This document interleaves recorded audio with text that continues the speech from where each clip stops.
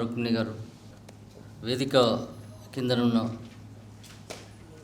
లోచన్ గారు, ప్రొఫెసర్ కాత్యాయని విద్యమయ్య గారు, అంపశయ నవీన్ గారు, మరియు ఈ సదస్సుకు వచ్చేసినటువంటి ప్రతినిధులు అందరికీ నమస్కారాలు. మొదట నాకు ఈ అవకాశం ఇచ్చిన సమూహ secular writers forum, particularly Katyayani మేడంకు నా కృతజ్ఞతలు. ఈ సమావేశానికి ముఖ్య అతిథిగా honourable vice chancellor professor Tatikonda Ramesh garu రావాల్సి ఉండే. ఆయన నిన్న హైదరాబాద్ వెళ్ళడం జరిగింది. నైట్ 3 o'clock అయిందట. వచ్చేవరకు ఇప్పుడే నేను మ్యాథమెటిక్స్ డిపార్ట్మెంట్లో ఎంఎస్సి వాళ్ళకు ఎక్స్ట్రా క్లాస్ తీసుకుంటున్నాను. సార్ మధ్యాహ్నం కాల్ చేసి మళ్ళీ నేను రావటం లేదు, నువ్వు అటెండ్ చేయమని చెప్పి. సో నాకు అంటే ఏదో మేము సైన్స్ అండ్ టెక్నాలజీలో రీసెర్చ్ చేసి దాదాపు 8 సంవత్సరాలని బయట పోస్ట్ డాక్టరల్ రీసెర్చ్ అమెరికా తైవాన్లో ఉండి 2 years అమెరికన్ కంపెనీలో పనిచేసి ఇది నా బ్యాక్గ్రౌండ్. ఇక్కడ జాయిన్ కావడం జరిగింది.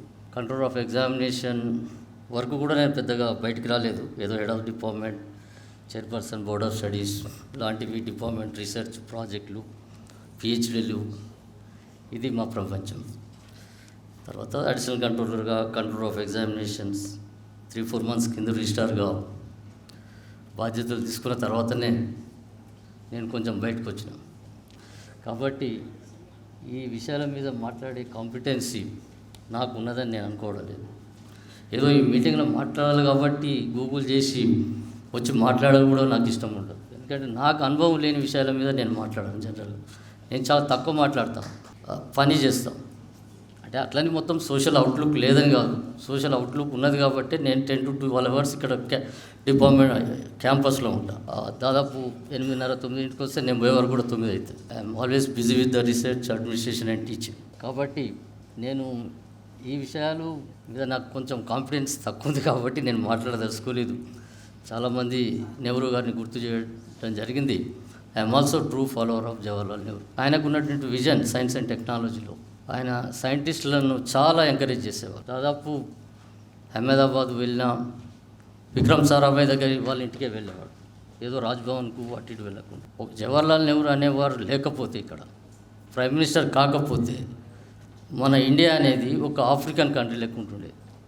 ఆయన విజన్ తోటే చాలామంది సైంటిస్టులను కూడా ఎంకరేజ్ చేయడం జరిగింది. అందుకే ఇవన్నీ we are enjoying today's all facilities because of Pandit Jawaharlal Nehru. So చాలామంది వక్తలు కూడా జవహర్లాల్ నెహ్రూ గారిని గుర్తు చేసుకున్నారు నా ముందు.